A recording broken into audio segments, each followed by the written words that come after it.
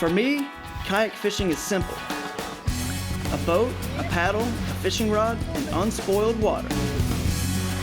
The fish are big. The chaos is beautiful. It's angling's addictive final frontier, and I'm hooked. I'm Drew Gregory, and this is Hooked on Wild Waters.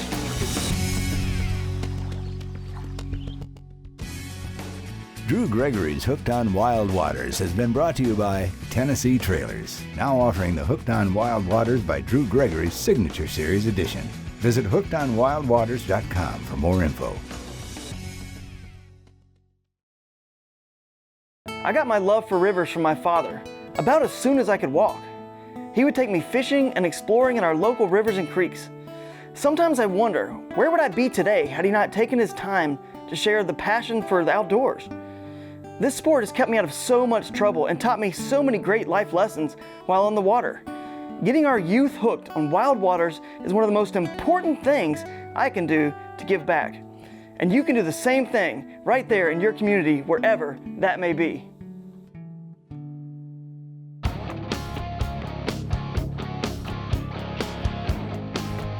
Today, I'm joining the Southeastern Youth Kayak Fishing Group as they hold their championship event in North Georgia on the upper Chattahoochee River. It's a really cool place if you've never fished there. We've got a lot of rapids, shoals, a lot of clear, beautiful water coming out of the mountains of North Georgia, and multiple species of fish. Anything from a spotted bass, shoal bass, largemouth, they all live in this river, so it's gonna be a fun time. But today, it's not all about me. It's about continuing to get these youth hooked on wild waters, because it's going to be a challenge for me to catch anything fishing behind these very talented young anglers.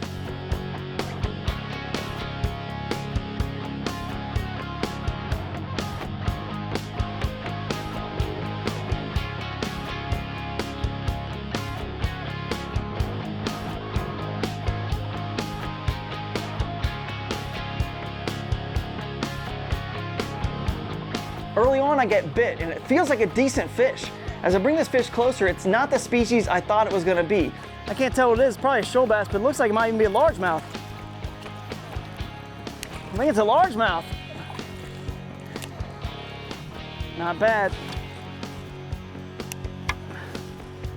Not a bad little largemouth. It's rare you catch a largemouth actually up here in the upper Hooch. Really, it's cold water. Better for the spotted bass and shoal bass, really, and especially those Chattahoochee bass. Those things are amazing. I'm 1/3 of the way there for an upper Chattahoochee slam. Largemouth, shoal bass, and spotted bass. Knocking out all the species here. That's how we do it on the Hooch. Rare upper Hooch largemouth.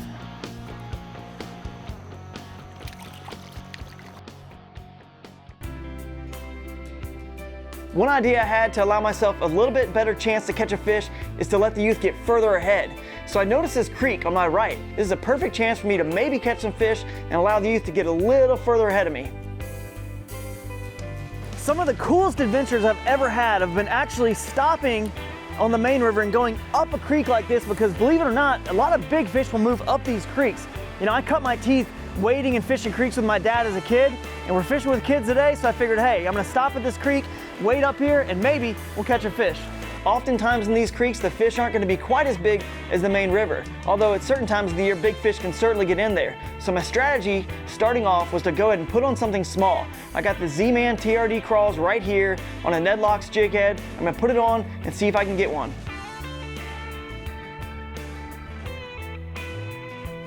I'm skipping my way up the creek, along the rocks. It reminds me so much of when I was a little kid with my father. And I get myself right to the base of this nice plunge pool. And I'm just kind of pitching this TRD crawls right in there, just pitching it in there. A lot of times these fish will hang right there, and sure enough, it's like clockwork. There she was. There he is. There we go. A little shoal bass on right here. Oh, there, come here, little buddy. Little shoal bass. Yeah, there we go. Well, my efforts paid off. It's not the biggest shoal bass I've ever caught, but fishing wild waters is not about fishing the places that everybody else fishes. It's about exploration. It's about fishing places that other people don't even think fish live in, and this creek is the perfect example. What a fight, what a fish, man. I love it.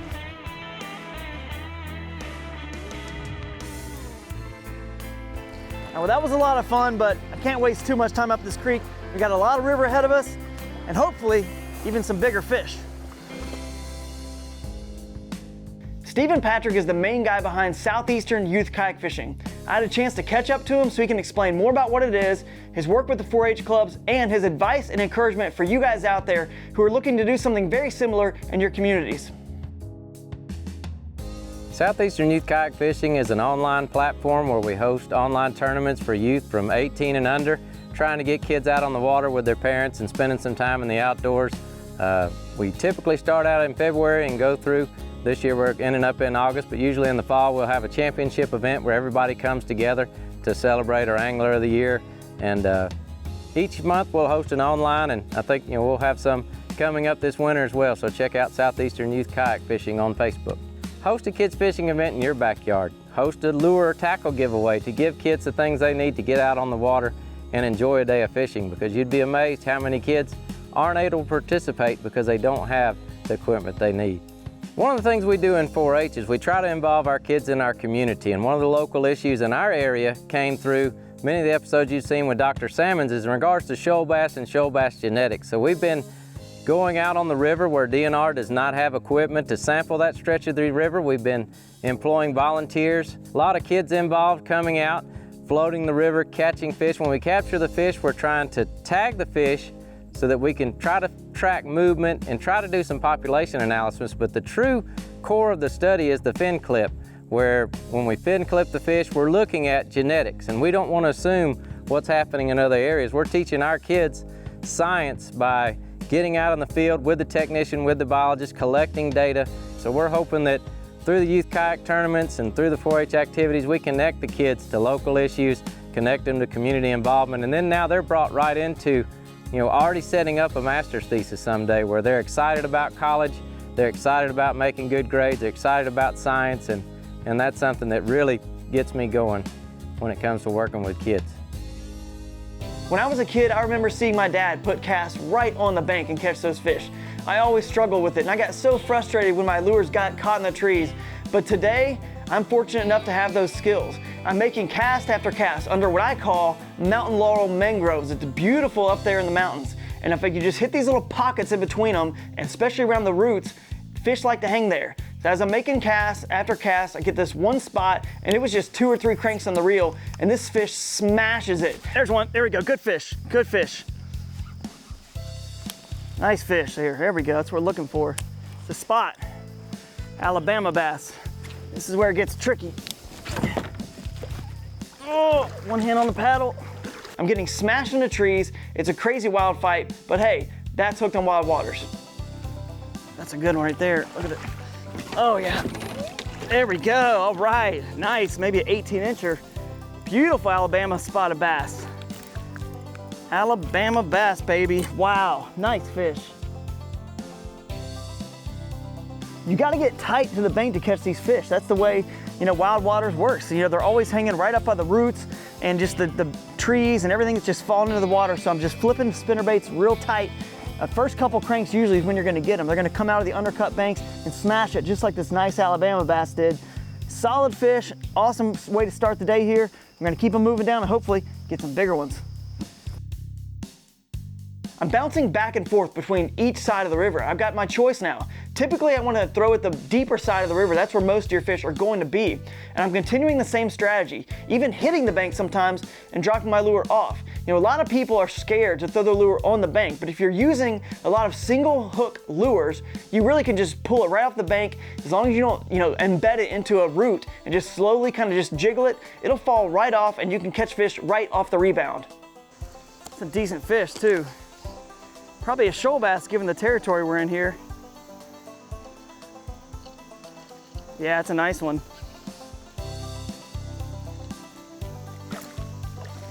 Nice shoalie. Yeehaw!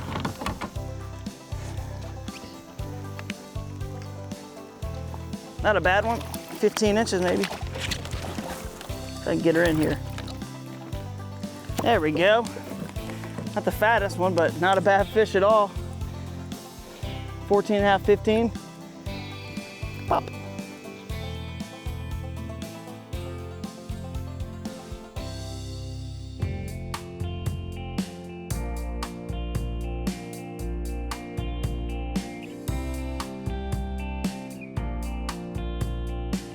At one point, we catch up to some of the youth, and it's so cool to see the smile on their faces as they're hooking into these fish. You know, they're not the biggest fish in the world, but for some of these guys, it's the biggest fish they've ever caught, and it can change their life. One of the youngest kids there was Ian Shaw, and this guy really impressed me a lot. You know, he's fishing out of this Jackson Kayak Skipper, the perfect little kayak for a guy just his size.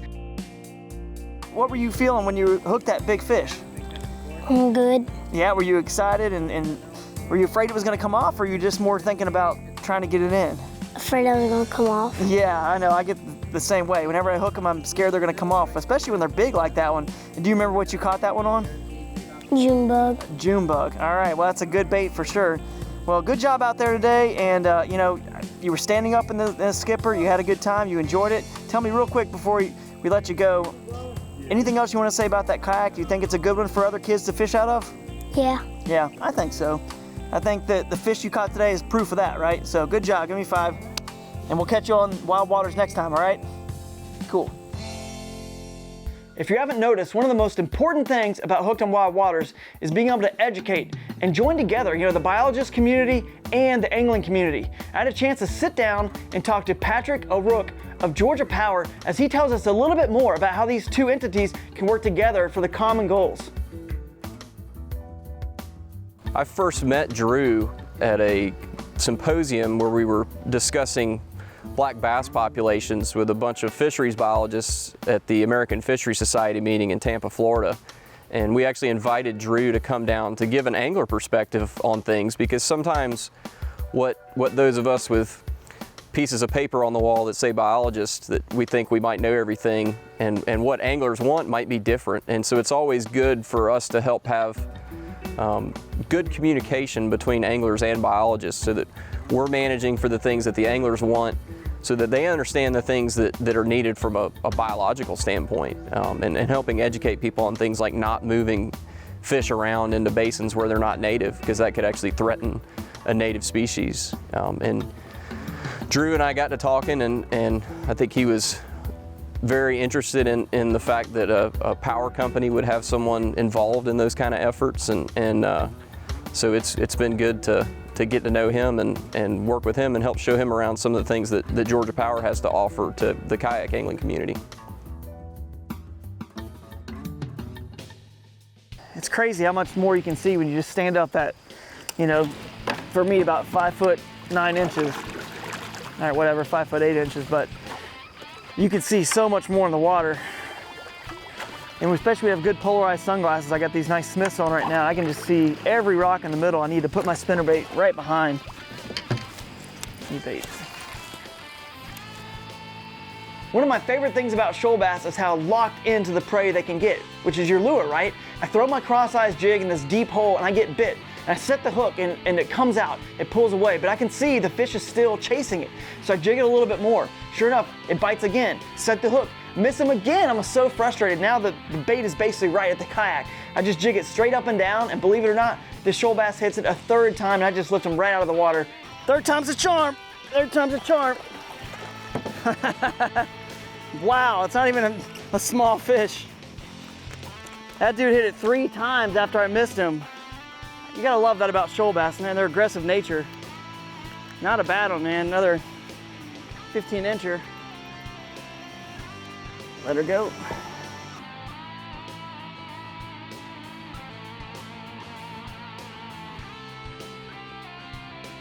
Late in the float, I decide I need a big fish. I switch over to a lure that's caught many big fish for me in the past, the Chatterbait. I was expecting to get bit, just not that quick. About the 2nd or 3rd cast, my Chatterbait gets smashed. There's one, that's a good fish right there, boy. I just said the Chatterbait's more of a big fish bait, it's a spot. Alabama. And it is, it just calls up bigger fish, it just does. It's doing it right now. All right, she's hooked good, I'm pretty sure. I'm just gonna sling her right up in here. Yes, that's a nice fish right there. Woo! Upper Chattahoochee River, this is amazing. Another solid fish here on the Upper Chattahoochee River. You know, I can't even describe the beauty here, the scenery, and just catching solid fish after solid fish, even when I'm fishing behind all those amazing youth anglers. Hey, I can't ask for more on this trip for sure. I can't believe how many solid fish I've been catching on this river behind all these talented youth, but time's a ticking, and we have to get back for the award show. So let's make our way down the river and see what happens.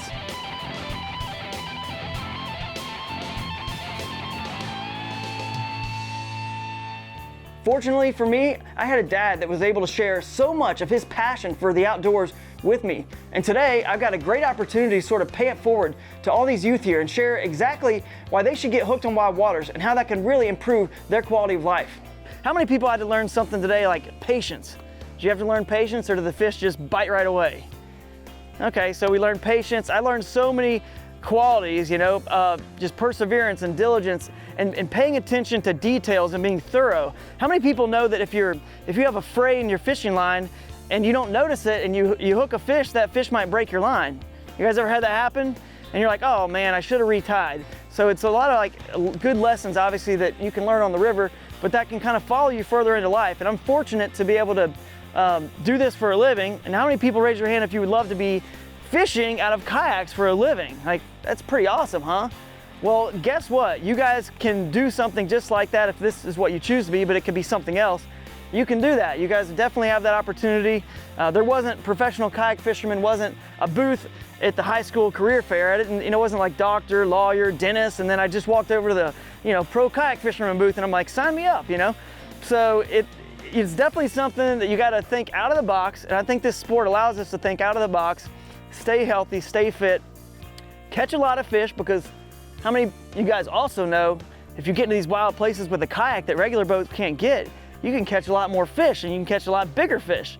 So it's a win-win, and you guys can definitely do similar things to me as you continue your career and your education, your schooling. So just keep in mind all these things, guys, that your parents are getting you into this sport for a very good reason. And I hope you guys stick with it, and it's a lot of fun. Hopefully I'll see you guys down the river sometime on some wild waters.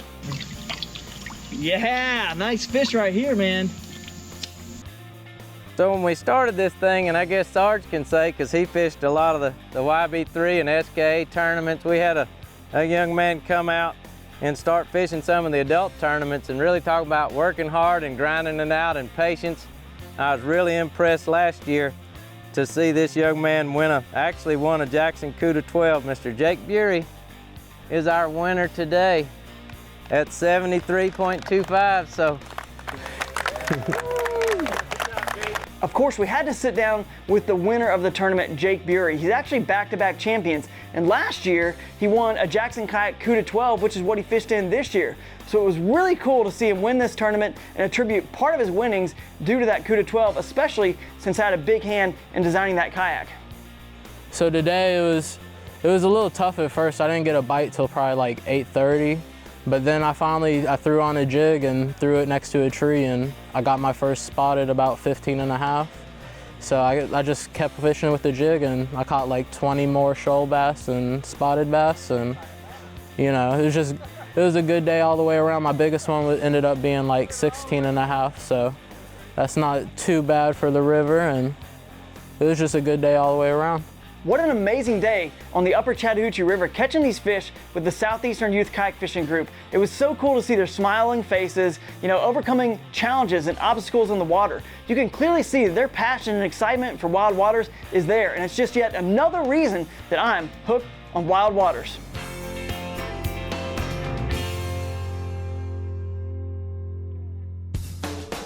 Drew Gregory's Hooked on Wild Waters has been brought to you by River Bassin Tournament Trail. No egos, just fun. Jackson Kayak. We make fun. GoPro. Be a hero.